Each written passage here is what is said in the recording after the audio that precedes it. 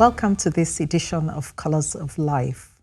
Most of us, perhaps all of us, have had to wait for one thing or the other in life. We may have had to wait for a career break, wait for the right spouse to come along, wait for children. My guest today has written about waiting and even produced a movie on the topic waiting. So please welcome with me Mrs. Yewande Zaccheaus. Thank you very much. Thank you, Koko.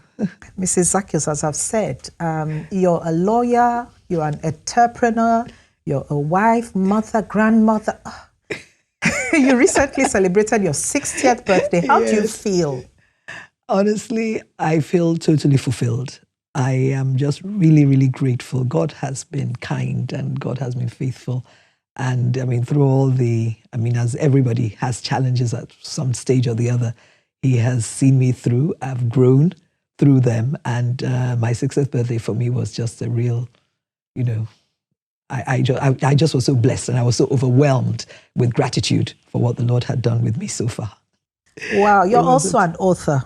Yes. And there's a word that features in your book, the word wait. It also features in the movie that you've produced. Yes. Why is waiting so important to you? Very simple. Waiting became extremely important to me because I had to wait for one of the things I desired so much in my life. And it took a while and it became an experience. From an experience, it became a passion. From a passion, it's become a ministry. And of course, what happened was I got married in 1989. And honestly, I had my son immediately after. 9 months later, I had my son, Teniola. So I never imagined that I was going to have to wait to have a second child. But all of a sudden, it's just like when we were now ready to have baby number 2, nothing was happening. Clearly, we were not infertile. We had produced a child very easily. And it was from going back and forth to doctors that the term secondary infertility now came, that, there's nothing wrong with you, nothing wrong with your husband, but you just cannot conceive again. And there began my 9-year wait for my second child. And, during the time of waiting, of course, when you want something so desperately and it is something that, you cannot get, only God can give to you, first of all, it draws you much closer to God. And I'm sure that if I did not have that wait experience, I would not be where I am today with God. So I thank God for that. And then also, I sort of just made a promise to God that, Lord, if you ever do give me a second child, I will do something for you, do something to help people who have been in this situation. And I decided I would write the book. And that was how the book started. Excellent. And God's Waiting Room. So we have volume 1 here. Yes. And we actually have, it's done so well that we have volume 2, volume 3, volume 4. Exactly. Who are you writing for? First of all, Who will this book benefit? I was writing for women. At first, I thought I was writing only for women who were waiting for the fruit of the womb. But by the time I was done with book 1 and I got the feedback, I realized I was writing for men also. But then more importantly, people said to me that, this book blesses anybody who is waiting for anything in life. Because the very first book was just the principles, what you do while you wait. And then there were now testimonies, though the testimonies were fruit of the womb. So at the end of the day, the books are written for anybody who has ever had to wait for anything, which really is the whole wide world. You have been in the waiting room. So Yes. take us into the waiting room. What happens while we're waiting? The amazing thing is that the daughter that I waited for that finally came after 9 years is now 22 years old. So you can imagine that this is a story that has spanned 22 plus 9 years. But honestly, it is a time. The emotions never change. It is a time of anguish. It's a time of frustration.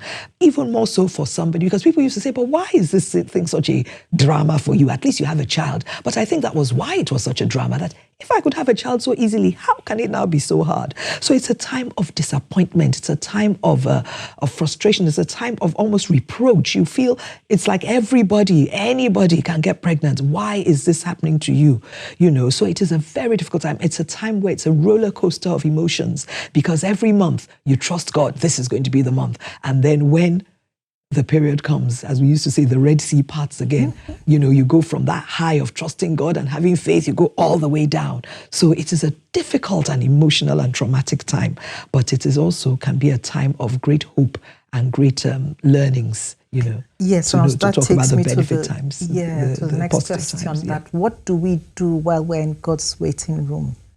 What would you advise from your experience? From my experience now with hindsight, I think the first thing is to just be absolutely at peace. We have to come to a prayer, and it's very, very difficult. So I do not say this lightly. It's very hard to tell somebody who is anxious about something to just be at peace, but you just have to be at peace, because if you're not at peace, the Bible says anxiety in the heart of man causes depression. The anxiety will never even let that miracle happen. So you have to be at peace. You have to be a place where you just trust God completely, that what? Even if you don't do this thing for me, it's okay. You are still my God. And for most people, it's when they get to that realization that the miracle just happens. And then one thing, my mantra for everyone waiting is live your best life while you're waiting. Don't put things on hold. Too many people, because I'm not pregnant, I can't take this promotion. I can't do this new business. I can't go and do this master's. Never. Because every season in life, every blessing comes with its own challenges, doesn't it? Yeah. Exactly. So you don't want to have now put everything on hold because of just one part of your life. Because having a child is just one facet of our lives, and a very, very important facet. But if you hold everything down and do nothing, when that child comes, you'll now have regrets that, how I wish I had. So those are the things I feel are important. So do you have any counsel for the men? Yes. Not really for the men, but for all of us, how to relate to and help men who are waiting as well? While I was writing book 1, I think they're in book 2, I was on a flight and I was writing, and I was with a gentleman who his wife was trusting God, and he said, "What are you doing?" And he said, "But why haven't you thought about the men's angle?" So he was the first man to write in the book. And after that, I got quite a few men to write. And it's so important because it is the woman that physically carries a child. Everybody is looking at the woman. Yes. Either it's your fault, either you're the one they're feeling sorry for, or whatever. However, the men go through the trauma as well. They do. And that's what we tried to show in the movie. We tried to show 2 men who were extremely considerate, extremely emotional, and also they were not your usual typical, macho man, my wife can't have a child, I'm going off to have another wife. No, they were really in there with the women, and they showed that, look, every pregnancy you lose, I lose it too. Every joy you have, I have it too. And I thought it was really important that we showcase the men in this light so that people understand that it is a partnership and it is not only the woman that suffers from the pain of infertility. Amazing. You've gone ahead of me to the film, but that's excellent. No, that's fine. That's fine, because yes, many times when we talk about waiting and we talk about the men, it's usually like, okay, no one's pressurizing the men, everyone's pressurizing the women. Yes. So I think it's great that you portrayed men in a positive light in your movie. But you also portrayed the intolerant mother-in-law. Tell us about that. Because it's real. Yes, it is real. And we had to have one baddie. And because I think what it was important is that it's something that is really very typical. And I know that the women who are like that, who are intolerant of their daughters, they don't even care whether it's their son that has the problem, they're coming from a position of fear and anxiety, and they're coming from a position of ignorance. So we felt it was important if we showcase that, look, this is how a woman is. Every time people when they get up, they're like, how could she say that? How could she? But then everybody knows somebody who they've probably heard has said that to somebody, Yes. I mean, I had my 80-plus-year-old aunt who, she never had children. I was with her just a few weeks ago, and we're just talking about the movie and all. And she said, can I imagine some of the things her colleagues said to her? Can I imagine? She could still remember at 80-plus. The hurtful things that people said. So I felt it was important so that people will realize that the pain you cause when you say these things that you don't care. I mean, one of the things that came out of the movie is one woman came to me and said, I had 4 children easily. I have never, ever thought about how hard it must be for people who don't have. So it's not because she's a mean or wicked person. It's just not her reality. Yeah. So she has never had to think about it. So she's not sensitive to it. Of, so we made sure that people can be sensitive to all the different types of emotions and the type of things that can really make this walk more painful. And hopefully we're able to all be more kinder to people who are going through this process so that it's not such a difficult journey for them. Excellent. Thank you so much for taking the time to write the book and even produce the movie. It can't be easy. We'll take a break, and when we come back, we're going to talk about, how you're able to juggle all these balls and be such a superwoman. Amen. Amen to superwoman. So we'll take a break now, and we look forward to you joining us again for part 2 of this amazing conversation with Mrs. Yewande Zaccheaus.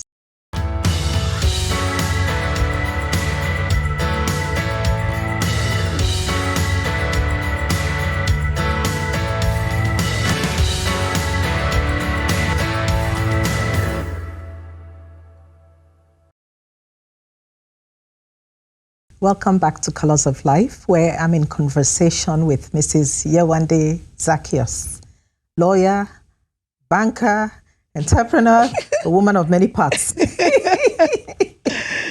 Mrs. Zaccheaus, in your movie, The Wait, there's actually a physical waiting room, and you use that to drive home an important point. Tell us about that. Yes, there's a physical waiting room in the movie. The movie is centered around a doctor who's actually waiting for a life partner, but she's actually a gynecologist. So obviously she gets to meet a lot of women who are in the process of waiting. So she gathers them together to speak to them for counseling, for encouragement. And that's where each of the women is able to voice out their fears, their hopes, their anxieties. And you see, that is such a critical part of the process of waiting, the sense of community. Because what makes people most miserable is that feeling of being alone. And one thing I found when the books first came out is that people were just so excited that, you mean I'm not the only one that feels like this? Because it was a subject at that time people were not talking about. People didn't realize that you are normal to feel like this during the time of waiting. So when you have a community that people are ready to lift you up, the day you're depressed, somebody will bring you a Bible verse, somebody will have a testimony to share, somebody will encourage you. Do you understand? So we wanted that sense of community to be so clear. So I think it's really important, if you're listening right now, if you're watching and you are in the process of waiting and you're all by yourself, find somebody, find a prayer partner, find an elder person who you can share, you can talk to. It can be your doctor, it can be your fellowship, it can be your colleague, whoever it is. Have somebody you're bouncing things off. Have somebody you're able to express yourself to so that you can unburden yourself and you can be encouraged in the time of waiting. And then there's this stigma in our society, you know, around waiting, particularly for the fruits of the womb. Yes. You do talk about counseling, the importance of counseling for couples. Can you speak to us about that? Yes, it's something that's so sad because really, it's nobody's fault. Even if you have a physical condition that is preventing you, it's not your fault. It's not something you desired. Exactly. So I think it's really important that people consider that and are just much more mindful of it, when you're dealing with people in this situation. Okay. You're 60 now, looking back at life, what would be your advice to younger women, particularly when it has to do with the balance of life? So most of us aspire to be career. Married, have children. So how do you balance home, career, church, whatever? Everything. Yes, a very, very important question. As women, we're naturally given to multitask. And that's a gift that we have as women, to be able to do so many things at the same time. But you see, what is important for success in life is to be able to prioritize. There will be a time where your home is going to be more important, where the children are going to be important. There will be a season where your career or your profession will be what is important. And that time can be in a year. You can have the month of June, July. For some reason, you just have to focus on your home. Something is happening there. You just need to focus. It can be that by September, you're due for a promotion. You're going to have to put in the long hours. You just have to put in those long hours. So I think it's balancing the act that is really, really important. And that comes from an understanding of who you are. You need to know who you are, what is most important to you. And don't be condemned because you don't want to be a high-flying career woman. Who are you? So whoever you know yourself to be the very best that you can be in that area. I think that's what's most important. People must be true to themselves. Don't be under pressure that, everybody's now running their own business, or everybody's now a banker, or everybody's now an entrepreneur. Who are you? So I think that's the first question I would ask any young person to ask themselves. Once you understand who you are, then begin a deliberate and intentional plan for your life that will follow who you are and that will ensure that you live a fulfilled and purposeful life. Because there's no point living somebody else's life. You must live your own life, So Mrs. Zaccheaus, Could it have been your answer to the question, who am I, that made you transition from the corporate world to entrepreneurship? Because you were at the University of Lagos, you made a 2-1 in law. Then you went to the University of Cambridge for a master's, made a 2-1. And at the Nigeria Law School, you made a 2-1 as well. You could have become anything, gone to the Hague, the International Court of Justice, been Attorney General of Nigeria, but you went into entrepreneurship. Yeah, so. Yes, absolutely. For anyone who knows me, they know that I love to organize things. I'm a perfectionist. I like things to be done well. And I'm very deliberate, intentional, and meticulous about getting things done properly. So it wasn't a surprise for anybody who knew the kind of person I was. I had been in the bank, as you said, I had been in corporate law and the bank for 18 years. And I knew in my heart that no, I didn't want to become an SAN. I didn't really want to go further as a practicing lawyer. I also knew that I didn't want to become a bank MD. So I really began to find out, okay, what do I want to do? And in talking to people who were running their own businesses, everybody was doing what they loved to do, what came naturally to them.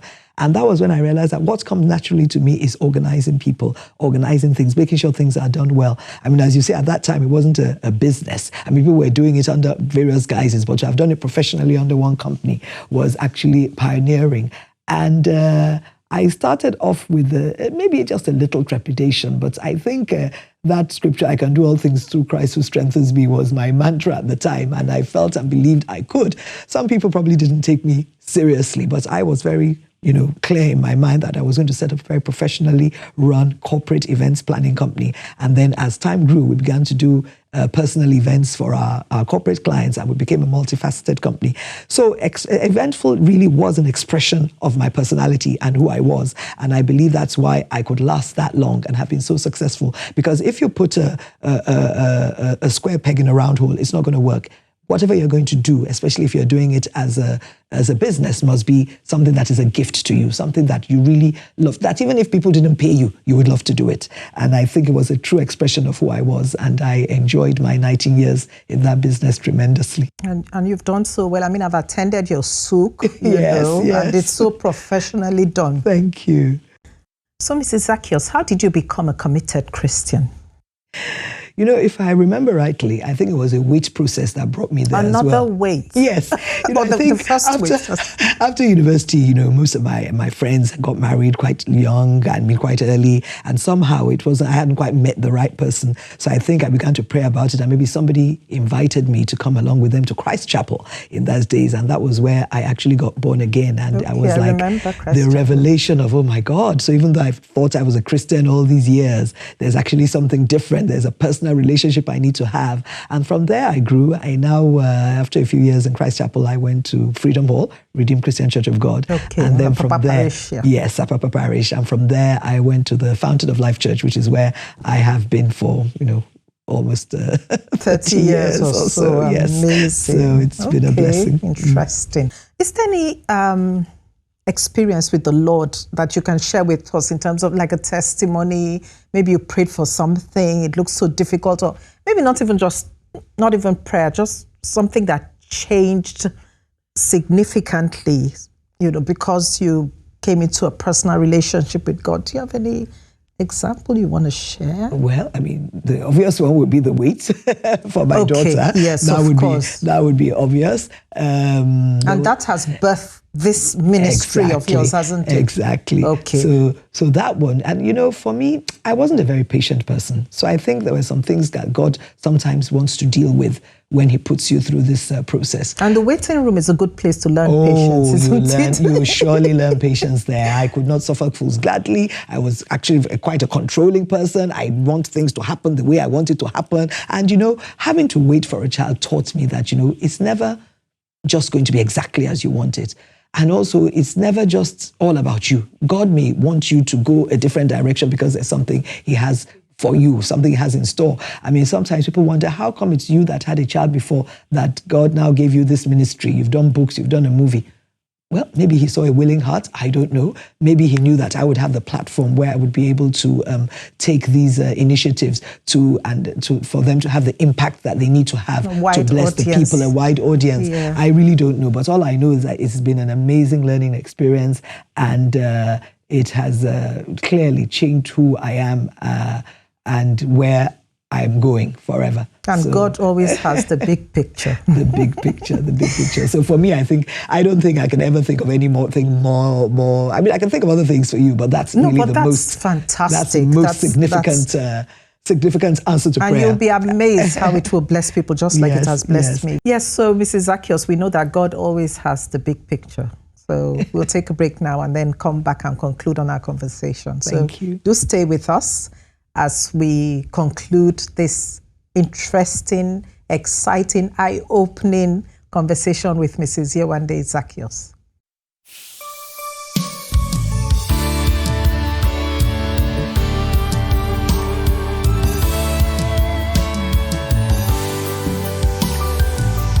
There's a saying that a fruit does not fall far from the tree.